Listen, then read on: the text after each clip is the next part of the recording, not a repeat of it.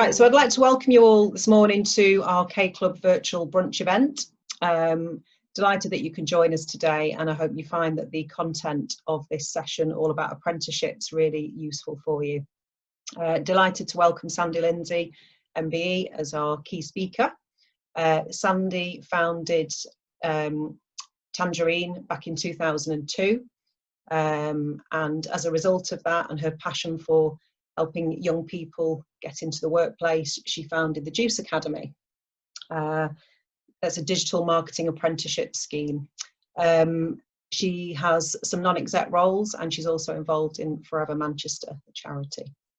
We've also got with us one of our members, Nick Bianchi of Arighi Bianchi in Macclesfield. 160 odd years, there or thereabouts.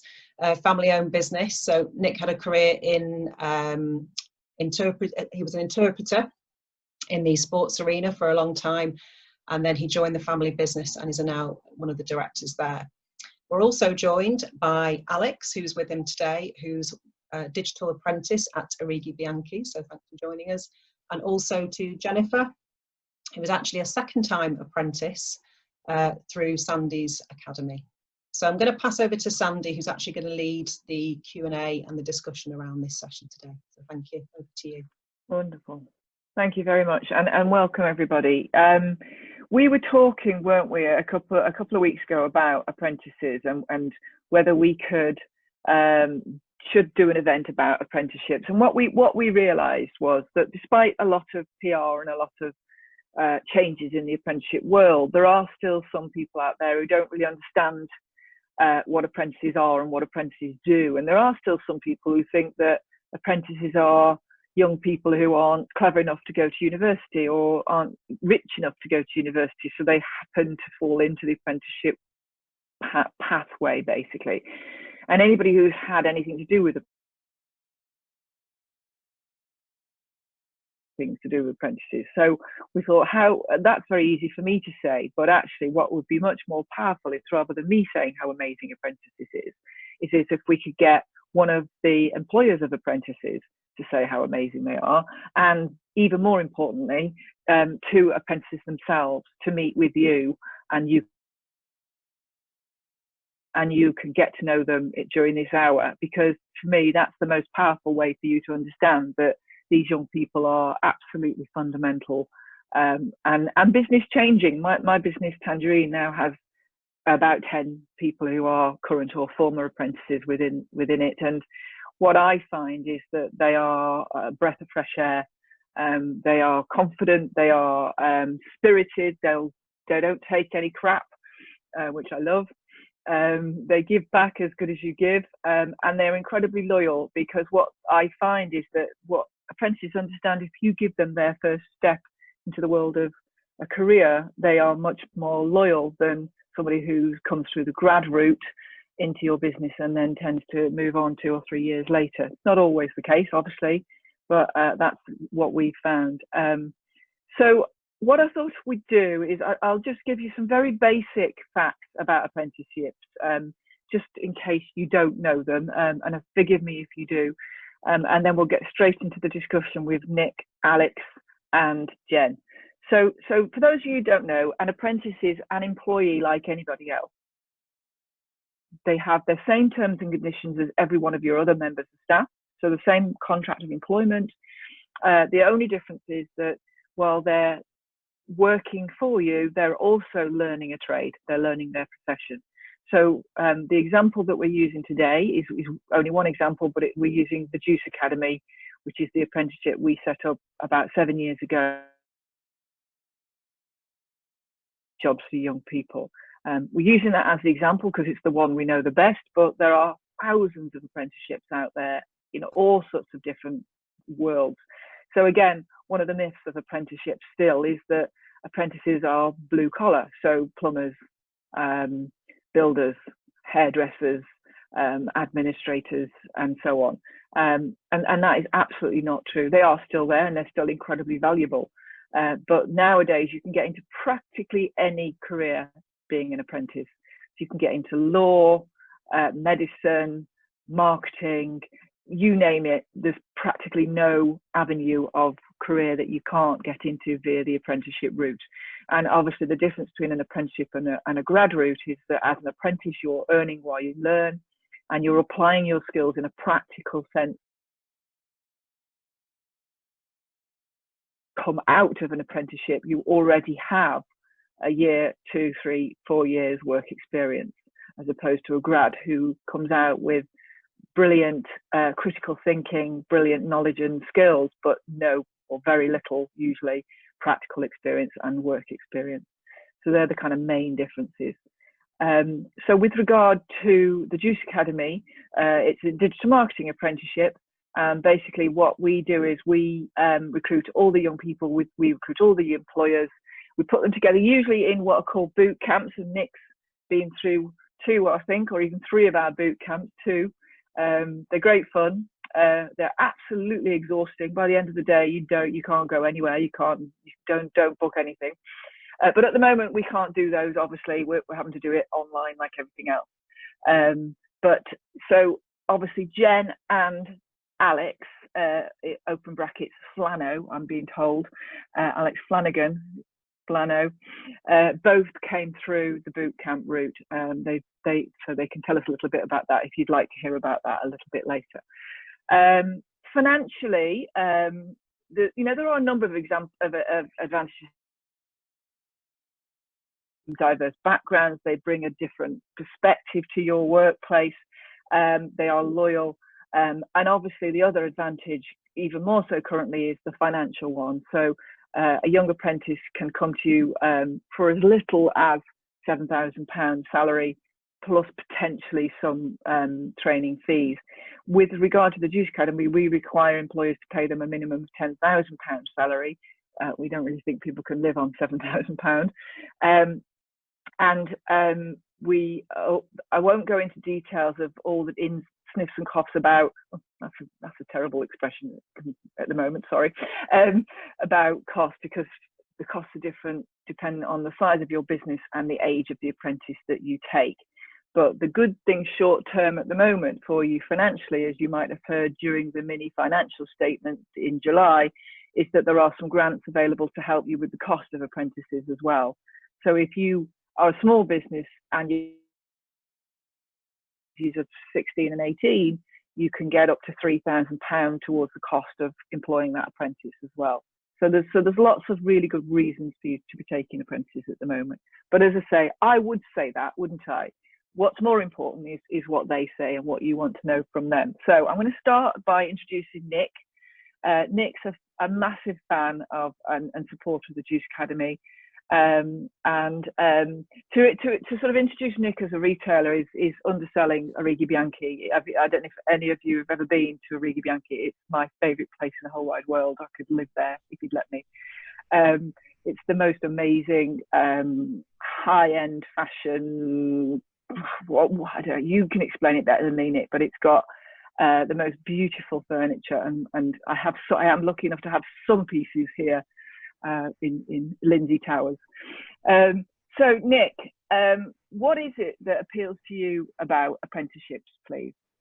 Well, first and foremost, you're absolutely hi everyone. It's lovely to look around the virtual room and see people I know like Martin Barrow from O2, Kalini, and I'm just looking at obviously Amanda and others, and it's great to be here with Flano, as you called her, as she's known in AB Digital Towers.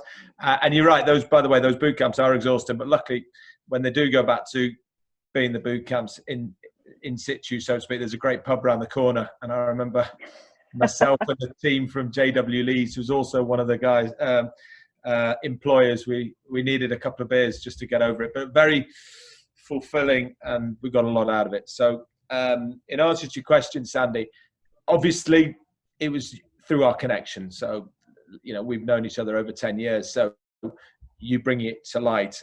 It was great timing from our point of view because our online business, our digital and marketing business has grown in the last 2 years exponentially. And we weren't sure what we needed but we wanted someone who could be an all-rounder, in the so-called, in football terms, in the under 23s, someone we can develop and bring up. It doesn't have to be the real deal, but someone there And what struck me about the apprenticeship, they're there because they want to be in that field. And when I was at the boot camps,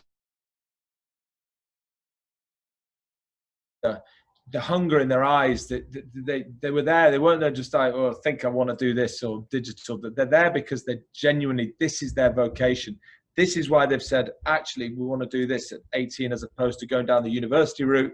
I say, which I did, but they're focused on that skill. So when you're building, literally growing a team from, in our case, 2 people to 6 people, we want someone who has got that hunger, that passion, and more importantly, the enthusiasm. And that first boot camp, when I did both boot camps, to 60 or so, or 50 to 60, there was those wide-eyed enthusiasm, and that was great.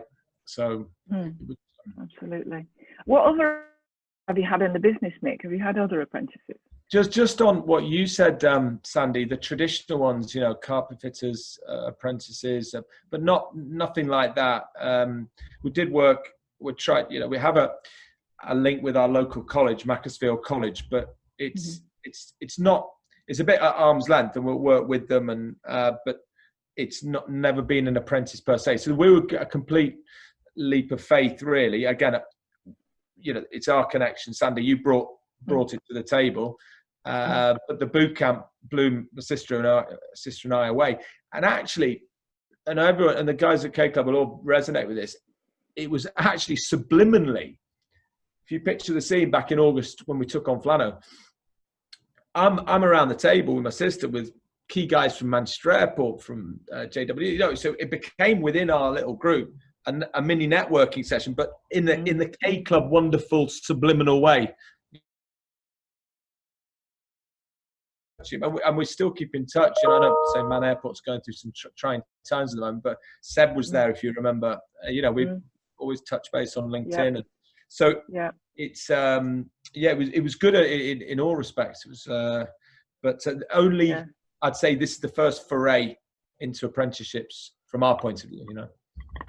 Yeah, Manchester Airport have taken about 10 of our apprentices over the years. They keep coming back for more because they find that by training people from the ground upwards, they can train them in their, because what their apprentices do is they are the ones that are, if you're at Manchester Airport going, where's my bloody suitcase gone?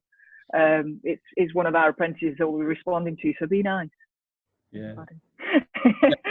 So that's kind of how they use them, and they can build them in their own image, kind of thing. And that's the other great thing about apprentices is you're not taking somebody else's tone of voice. You're actually building somebody right from the ground upwards, which is, I find, very, very rewarding. So what advice would you give to other employers, Nick, who are considering the apprenticeship route? Yeah, I think, there's different people in there. There's Michael Brennan, the founder of Toot, close, good friend. And, someone, as Michael's kind of like taking his business again to new steps, you want someone on the team that who's gonna drive it. That, and I'll let Flano speak for herself, but the confidence and how she's grown in all roles. We knew when we took her on that she had an interest in photography and writing, and that's great. But the things she's been involved in with us over the last 12 months, and whether it's meeting and greeting Molly May from Love Island, if that makes sense to anyone, or we do quite a lot. Oh no! Oh, sorry. Have I lost you? Sorry, I don't know. Hello? No, you're still here. Don't worry. Sorry. It's been brilliant, and she's come on so much as a person, but it's the all-round thing, because she genuinely has an interest, a passion. She goes up to our warehouse clearance, which we're doing at the moment. She's taking all the pictures and the videos, and she's keen to learn. So I feel that yes, you can go down if you're taking someone on, down the traditional via recruitment, that's fine. But with this one, you're getting someone, and I think you touched on quite rightly, Sandy, about the loyalty thing. We see Sandy, we see Flano really part of our long-term plans. This is the great thing is for digital as well. It's a new space for us. For 160 years, we've been, doing it pretty much, through the store, bricks and mortar. So actually, it's really exciting, and we're learning all the time as well. But that's the other thing, isn't it? That what happens is the apprentices work for you full time, but they come to the Juice Academy every other week. It's being delivered by our Tangerine digital specialists. So they're the people who are looking after the likes of Pizza Hut, Juicen, Specsavers day in, day out. So they are at the forefront. So you know that the training that your apprentice is getting is cutting edge. So basically what happens is they'll come to us and then they'll come back. Nick, is they train their own teams as well. They kind of take the training that they've got in the academy back into their own teams, their own marketing teams, and they train. They by sometimes by osmosis, sometimes actually. So the rest of the team benefits from the training as well, because as you know, marketing, digital marketing, it changes all the time, day in, day out. So it's really important that it's 100% up to date. Absolutely, and it's a privilege and responsibility. But we've got, say, Instagram, we've got 190,000 followers. It's quite a big responsibility. There's a lot of eyeballs on whenever we post something, and you're doing that. A product of Juice Academy is doing all that for us, and that shows, that's a massive testament to Flano, because she's got the confidence of the team to do that. And but again, I repeat, it goes back to, yes, of course, you've touched on the financial benefits, and there's a lot of employers in this Zoom call now. Of course, that's an attractive proposition, but Anna could be in the next 2 or 3 years, if she carries on doing what she's doing, she could be running a team. I'm told that from January, Alex is going to be permanent within the business. So congratulations, Alex. That's brilliant news. So Aquinas College and gained qualifications in photography and English language, which is brilliant for a career in digital marketing. And you look after social inquiries, social interaction with customers, which is a massive responsibility, obviously. I think you're being referred to as the LinkedIn champion within the business, and obviously uploading blogs, all sorts of things. So what made you choose the apprenticeship route over the university one? Well, I always thought it would just be a really good idea to get a head start on my career. Why not start earlier if I can? It just never interested me really. So from going to college, I thought, what do I want to go into? What subjects can I choose? So then, I might have a head start on other people.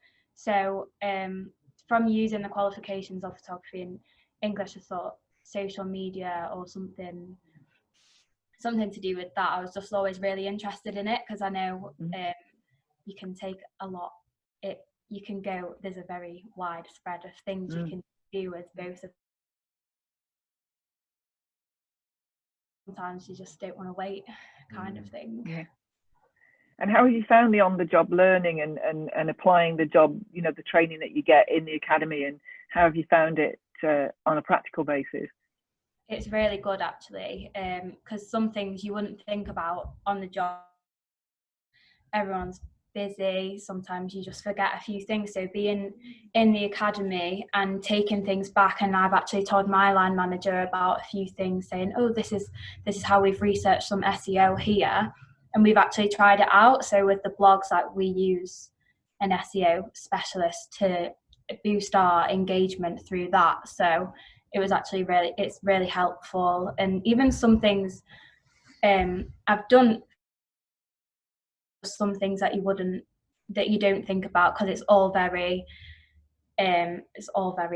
like theory based, as you say. So it's really good to see all of the different opportunities that you get and all the different experiences, because it isn't just photography, is it? It's like videography, there's GIFs, there's animations. So it is just, there's such a wide spread of things to learn. Absolutely, that's right, and it's changing all the time. So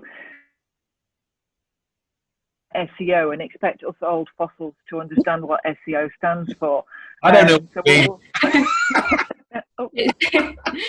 Search engine optimization. So you use keywords that people, so for us it would be luxury furniture, so we would incorporate that in our writing, and hopefully some people would type it in and find us at the top of the search. That's right, yeah. Even things that I wasn't aware of before Juice Academy, so it's really good in that sense. Exactly. So what would your advice be to the employers? How do they make sure that they take a young person into their business, and that, you know, they you know, what somebody that they maybe don't understand in terms of the sector that they're in, you know, what would be your advice? I'd say be open-minded. Don't I think it's good to be patient as well. Obviously, we're very new to this. This is my first proper job from going to college, but I'm so glad I made it. And to be given responsibilities such as the Instagram as well, it shows my creative side, so I can put my spin on the business, and hopefully it can grow from that as well. So I think it's just really good sometimes to just, you know, let them be a bit free with the guidance as well. I also think with my line manager Dana, I've shadowed her quite a lot, so I think it's a way of learning, and I know how she likes things, so I can follow in her footsteps, hopefully, and just keep growing from that. Brilliant, thank you. So moving on to Jen. Jen, you've had a different route to Alex. You actually did a business admin apprenticeship first, and then went on from that to the Juice Academy. So tell us about that. You know, what was it that took you in that direction? I think when I first done my business admin apprenticeship, that gave me the experience of working in an office and understanding what that environment is. And then I found that marketing was what I was passionate about. We'd done a part of the course on that, and that became something I was interested in. So I was really driven to make sure that I could further my career in that way. So I'd enjoyed my first apprenticeship so much, I decided that actually I would like to do another one, and I would like to make sure that I could focus on those skills to make sure that I could tailor my career towards marketing. So that I suggested this sort of course. Because I think one thing that a lot of people don't understand is that if they have somebody like yourself in their team, somebody who maybe is in their customer service team or in their admin team,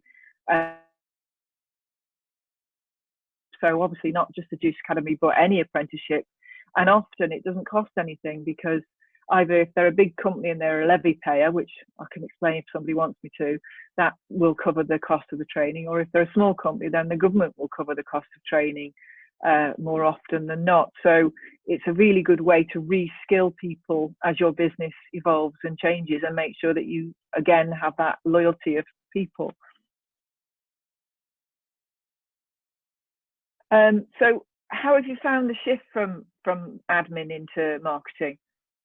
It's been exciting. I think that because I was so passionate and I knew that that was exactly what I wanted to do, that's obviously really helped me. It's made me really driven towards focusing on the course, and obviously help my business to make sure that they can tailor me in that way, because I knew what I wanted, and it wasn't like I was a bit unsure about which was the best route. I knew that that was what I wanted to do, so I'm willing to put the work in to get there. Mm-hmm. Yeah, and same question as I asked Alex, you know, for looking at all these people in the room here with us, what would be your advice for bedding somebody young into their business? I think I agree with Alex. You've got to have patience and understand that taking the leap, it will be worth it for your business in the long run. People who you take on as apprentices, they want to help your business grow, and that'll help them grow. So it's worth it for all parties involved. They're really keen, well, I'm speaking from myself, but we're really keen young people who want to put the work in for our benefit and yours. And definitely with the businesses I've worked in, they've been able to tailor me to work for their benefit. So I've definitely got the values of them. So it's taking that leap, and it will be worth it. You just have to put the work in. Absolutely. One of the things we've done in the Juice Academy recently, obviously because of COVID, is we've gone online. So all the training is now delivered online, and it means that we've actually been able to go national. So we've actually been able to get some young people and some roles in London, Newcastle. So it's actually much more flexible than it was before. But what it means is obviously everybody's working remotely. I mean, how have you found that, Jen? Have you been working remotely, and how have you found that, not being around your managers all the time?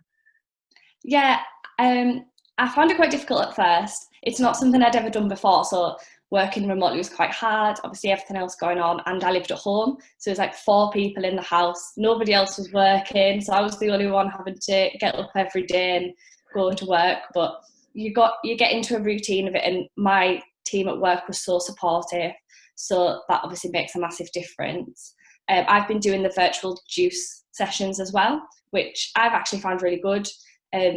Obviously, there's some sessions that you just can't learn on a video call, but everyone's aware of that, and we've still found a way of doing it. So photography, for example, is quite difficult to learn over Zoom, but we've still managed to pick up some skills, and then we'll recap it.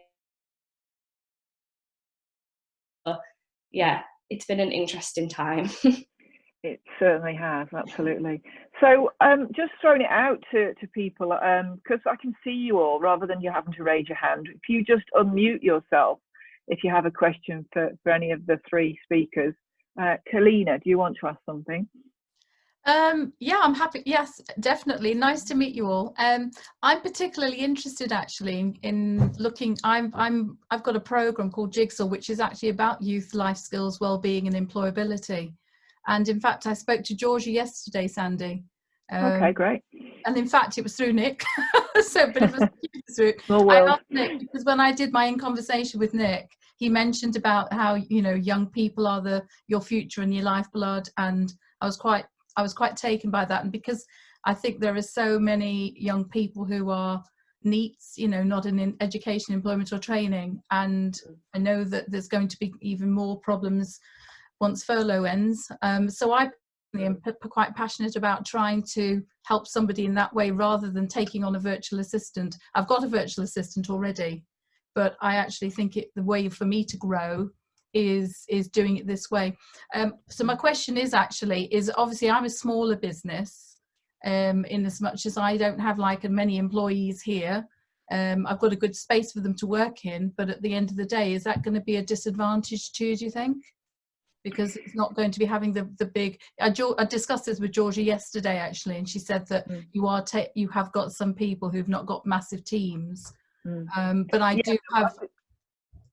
I was just going to say I do have also with my youth group. I have access to people who will be able to do. They won't be just isolated just with me, because I have somebody who's, in fact, he's the tech guy at the King's School where we are, and he does training in things like video production, and also online training in things like editing videos and editing audio. So he would be able to give some extra support in that way. Fantastic. At the end of the day, we're not living in an ideal world. So what we've seen over the last few weeks is quite upsetting. There's been a 4-fold increase in the number of applicants that we've had through the Juice Academy. Young people absolutely desperate for work. Grads who have had their job off of intakes from 1 a quarter to 1 a month at the moment. We're just trying to make as many jobs as we possibly can for young people. So whereas at one point we did used to say a minimum of 4 employees, but we have seen it work, as Georgia has mentioned to you, I'm sure, where if you have somebody who's a little bit more mature, it can actually work with 1 member of staff, as long as, like you say, you can surround them with a little bit more of a support system, even if it's just a virtual one. So hopefully we'll see you in the October intake. So great. Charlie, did you want? Oh, sorry. I was just going to ask you just very quickly. Can I just ask you, when you actually do the trainings, do the employer, do they get involved in that at all? Not usually. All the training is delivered by either Tangerine practicing specialists, or we have guest lecturers come in and talk to the young people. So we have everything from resilience coaches. We have an IP lawyer practicing IP lawyer comes in and talks to them about the law of posting imagery online and copyright. And we even have a nutritionist comes in and talks to them about what they put in their bodies and how that will affect their executive brain during the day. We have a bank manager comes in and talks to them about their money, because like Alex said, it was her first job, so it might be the first time she's ever had to manage her own salary, kind of thing, all the things I wish basically somebody told me when I was 17, but so it's usually Tangerine people plus practicing guest lecturers, and all the brilliant guest lecturers come and do it free, because Juice Academy is not for profit. It's just literally about creating as many jobs for kids as we possibly can. Thank you. Charlie, did you want to ask something? I think you've I did indeed. And I'm just realising, I'm remembering, I was an apprentice. Oh, fantastic. About 100 years ago. And And I, 1972, would you believe, as an engineer. And there were 200 applicants for 14 jobs. Wow. And we had 3 interviews, psychometric testing and all that, way back then, to become an apprentice engineer. And I absolutely love it. And girls, this is what happens to you when you're an apprentice. Be very careful. But if I look at the talent that you two girls have got,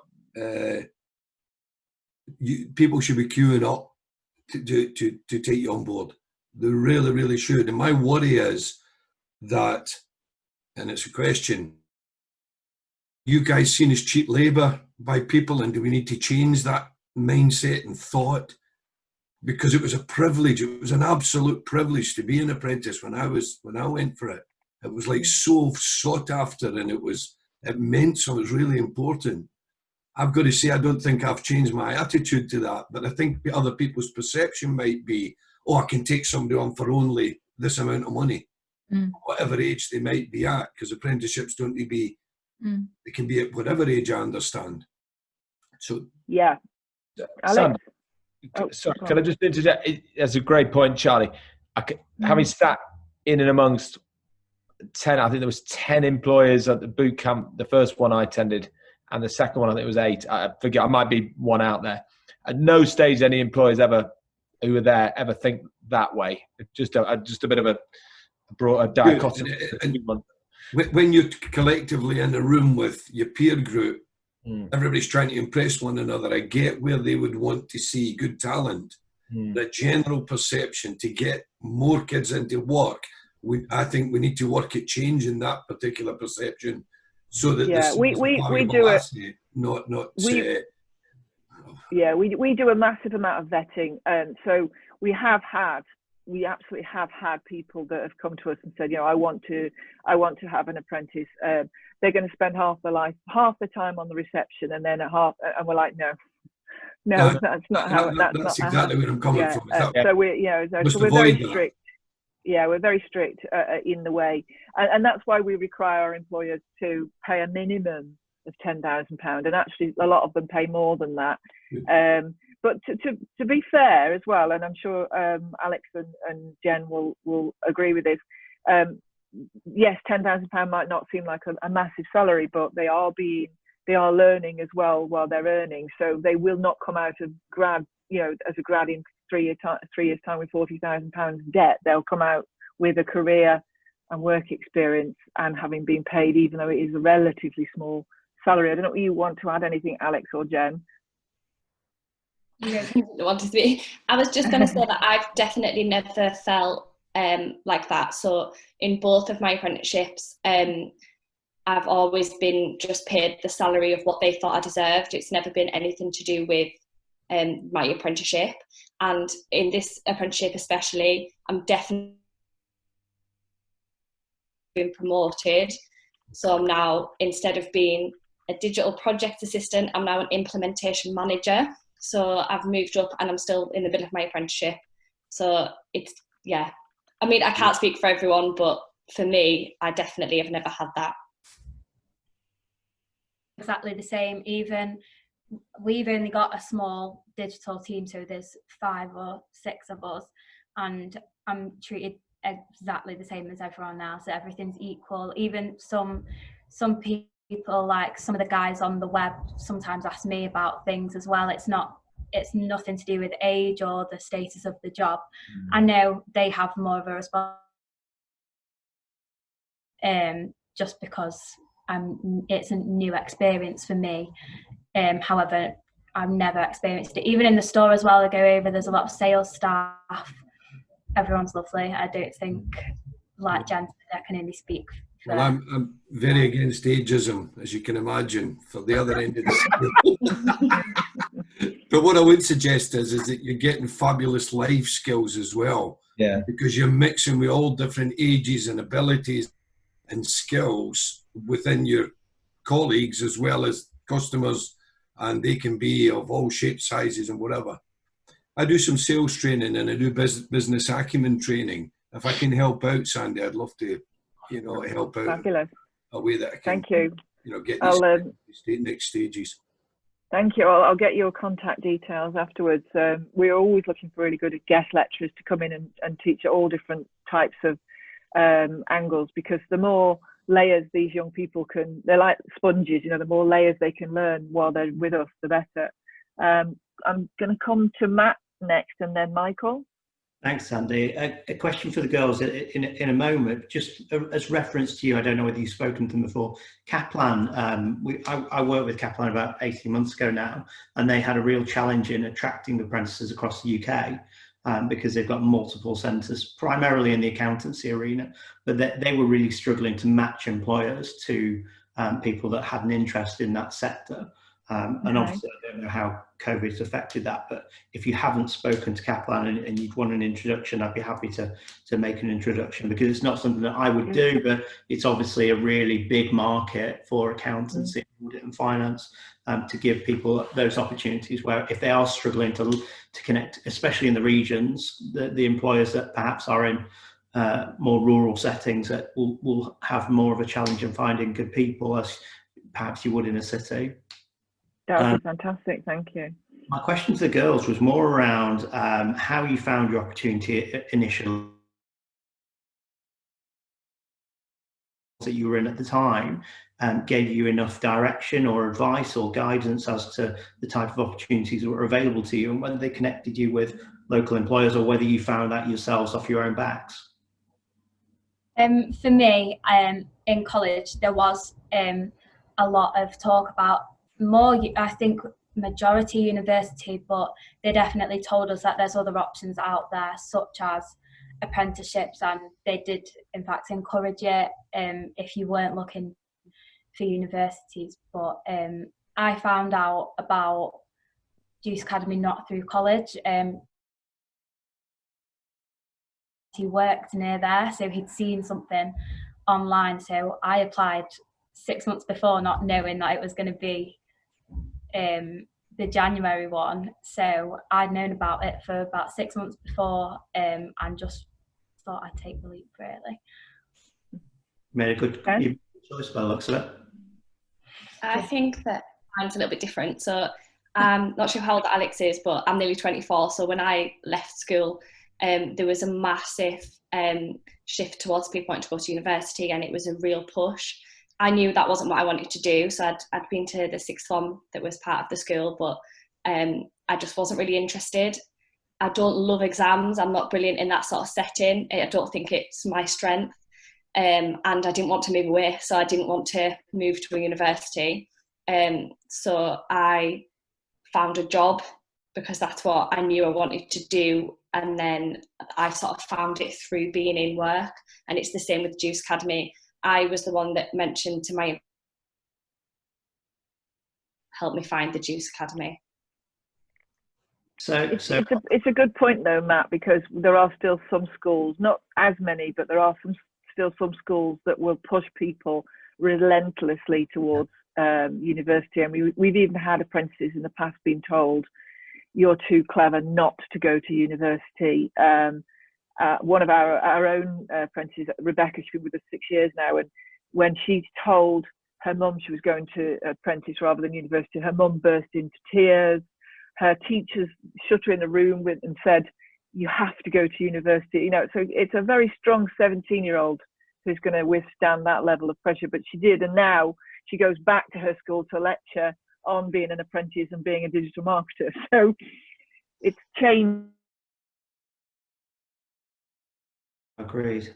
Thank you. Michael, thank you, Matt. Michael, did you have a question still? And then we'll come to Richard. So I suppose the personal question really is I'm leading to a wonderful organisation that's extremely fast growing, but has in the sweet spot for having a room full of digital apprentices from the Juice Academy. So a question to the girls and also to Nick in terms of understanding this. I have a team of 10, and ultimately bringing in apprentices would fall on to them to look after and to support. And the workload that they have right now and the deliverables they have to achieve over the next months and years makes it very, very difficult to say when's the right time to bring in somebody. And I suppose the biggest concern that I have, and maybe you can pitch back to me just quickly, is we are all working remotely.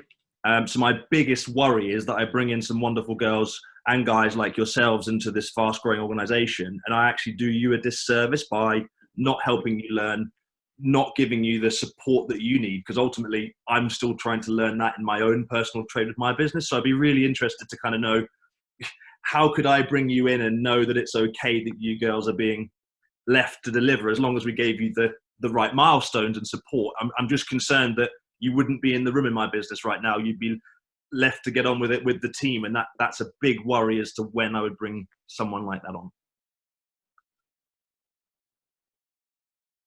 I think from an apprentice point of view, the business I work for is very small. There's more than 10 now, but when I started, there was only 10 employees. So it was a very similar situation.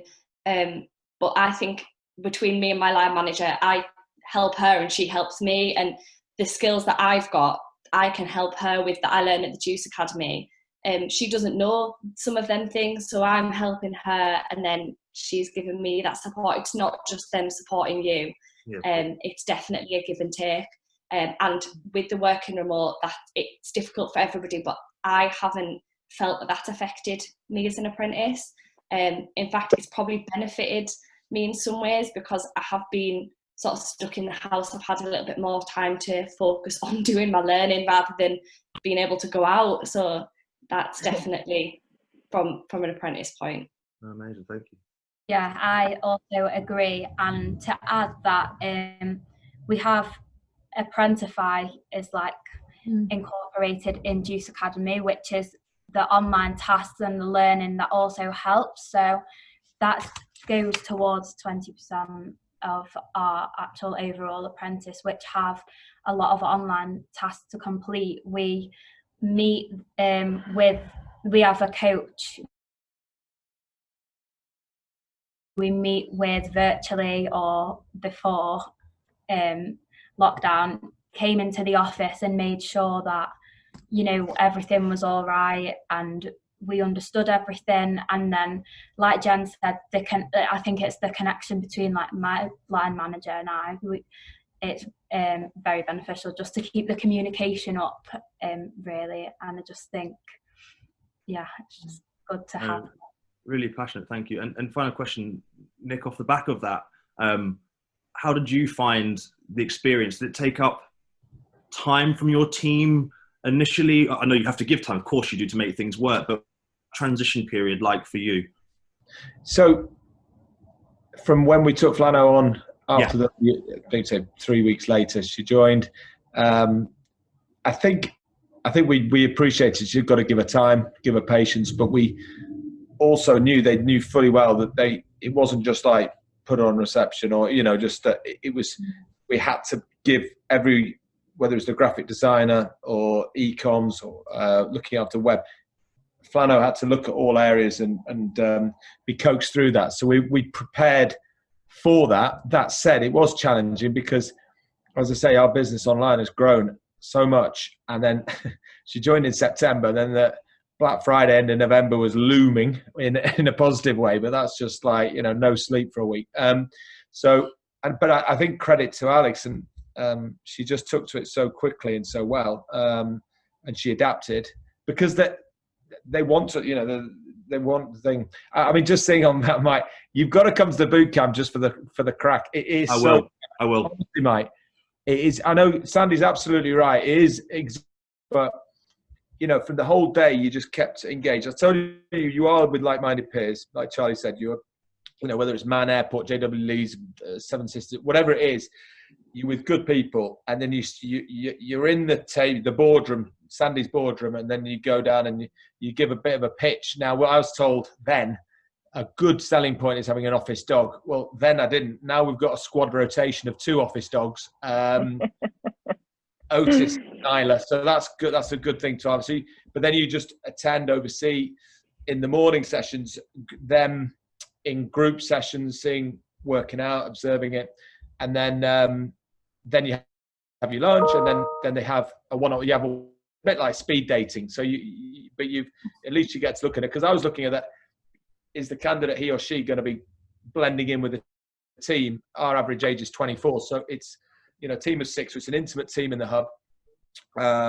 And so we were looking for those kind of characteristics, and then it's like for those who follow kind of American football, it's like the NFL draft at the end of it, and we're all got the names, and you're like putting your first pick and everything, and and you're fighting it out with Manchester Airport for Alex Flanagan or whoever it was. I can't remember, but it's really good. I can't endorse it high. I wouldn't, be on this if I didn't. And then you get products like this. But I think for me, seeing Alex so confident, and in fact, Alex was on furlough for 3 months, but you've come back so confident from that. I think that's been the really good thing. She's really walking tall now. Thank you. We're currently not being able to do the boot camp because of obviously COVID, but we are getting the apprentices now to film a little film about themselves, and we're helping them with that, and then we're doing interviews and so on. So I'm just conscious of time. We've got Richard next. I think, Richard, you had a question?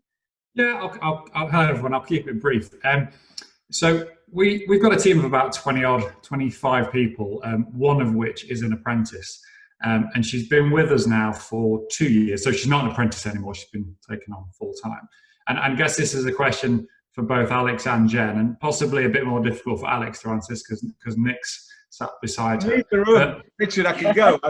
I get myself a silly coffee downstairs. Don't worry. It was. I guess it was around loyalty, really, because I think one of the things that I've experienced is the apprentice that we took on. She is phenomenal, and I think actually, I've gone slightly mad, because she was quite timid. Her confidence was lacking a little bit. She'd been in a retail position for a number of years, and she was kind of desperate to get out and move into the digital marketing world. And I honestly think I could pretty much ask her to do anything at any time of the day, and she would bend over backwards for the business. And I just wondered whether that was something that you also experience, you kind of feel, or because you've kind of gone down this route, or whether, is it any different? So I'm just curious, really, whether that's something that's kind of across the board. I definitely have. Well, I think I would have this amount of. I definitely have the loyalty to my company and my team. So I always want to impress my line manager, and she always mentions that I'm great and everything, but you feel a little bit like you still want to prove that you are. So I definitely have that loyalty to them. They've given me so much, and I feel like I'm trying to give it back. I think that's definitely echoing what I've heard from Nicola, which is, that she feels like we've invested so much time and effort into her that she wants to give it back. I mean, the reality is, yes, we have, but also the apprenticeship scheme also invests a huge amount of, as she goes on, bring a lot to the business actually. That's good to hear.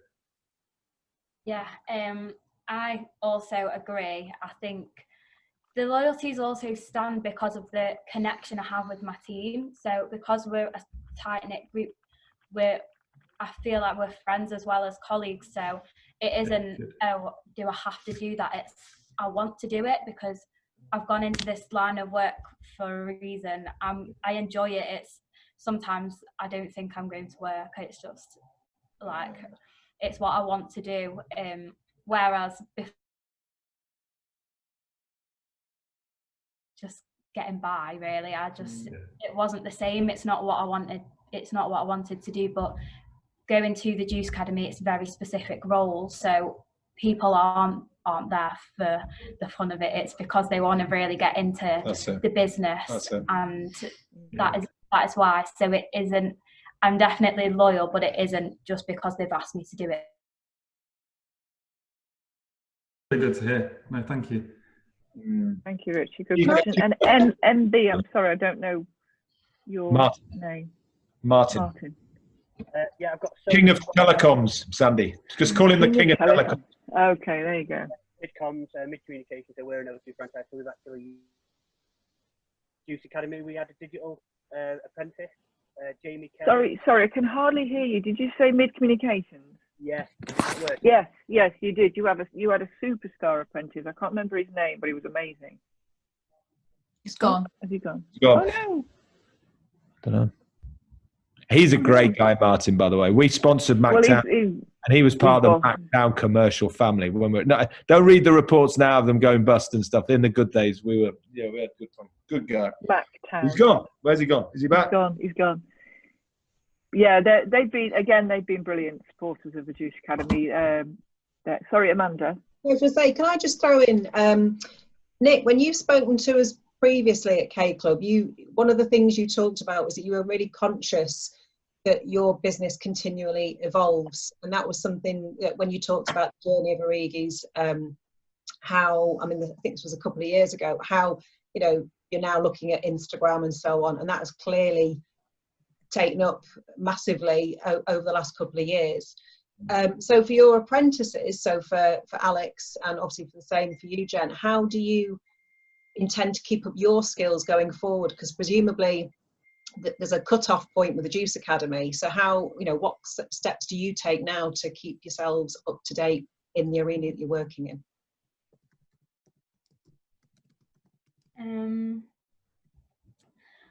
I think it's just it's the business that keeps growing, and it's the Instagram. It's setting goals for the team, and just really just keep pushing yourself. I think it's just really important to, even if it is tough, like through lockdown and working remotely, etc. I think it's just. But I think if I can just add just an example about things evolve. If you'd have said an Arighi Bianchi 166-year-old business has a TikTok account, you probably laughed me out of the door at some station. She set TikTok up, Flano. Do you know what I mean? So they have this, again, it goes back to the digital brand. They have an inherent interest in the product matter. It's not just like, I think I'll just try and get a job, and they're interested in it. Football, so I'm interested in the product.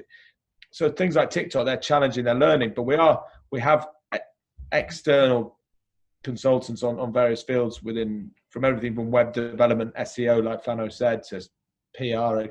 So we're always, Flano's always in meetings first and foremost, and has been from the day one, hasn't you?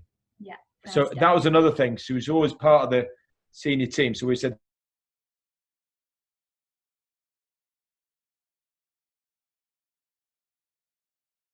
responsibility on that. So they're picking up things just in meetings, about, have you thought about this and everything like that. Sorry, I'm going off piste a bit, but it's just something Michael mentioned about how it would work with an apprentice remotely. We were talking about that this morning because I have a responsibility from what the Prime Minister's saying about where possible work from home. And in our internet office, which is like the back end, two actually are working from home. So we've got a contingency. Flano's job is very much in-house though, nip up to warehouse to take some videos to see you can buy a mattress for 250 quid or whatever, or nip to the shop or take some graphics. So I don't know how that works, but it's I paid good money to see you do a TikTok dance, Nick. I think that'd be great. Do you Thanks, Amanda was doing one. She was doing a Vogue one then. I don't know if anybody caught it. There you go. They just look like they're constantly ticking. It just is. Right. I'm going to do the obligatory selfie. So if we can all, obviously, I'm sure that I'll have to do so. Alex reminded me to do this. I think it was, or Jen. So are you ready? All give us a wave. Nice phone case. Just want to say that. Yes, Rugby League World.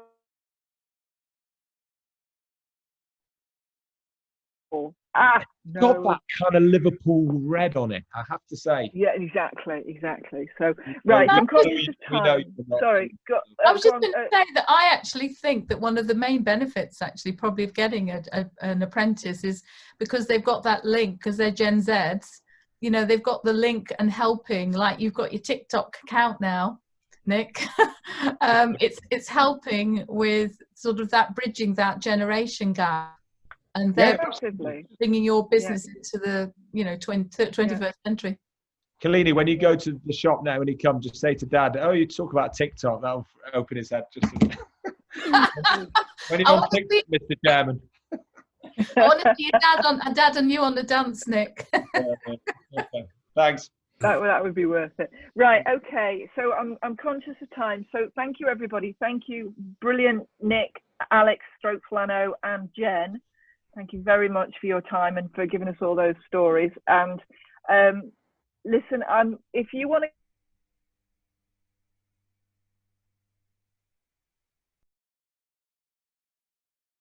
LinkedIn, please do get in touch with me. We'd love to speak to you about carrying on growing the Juice Academy, or just anything about any apprenticeship. This isn't just about Juice Academy. This is about the fact that there are thousands of kids out there at the moment that are down because of the situation that we're in, and we just need to try and keep creating as many jobs as we can for them. So, you know, I'm happy to talk to you about, as I say, anything not just Juice Academy related. Just get in touch with me and keep the conversation going. And Amanda, thank you so much for letting us talk to your members. Thank you so much.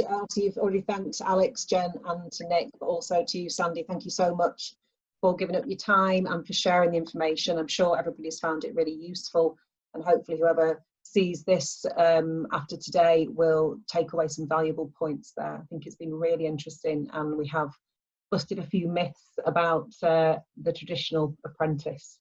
So thank you so much. I hope you all have a good afternoon, and hopefully we'll see you on another K-Club event soon.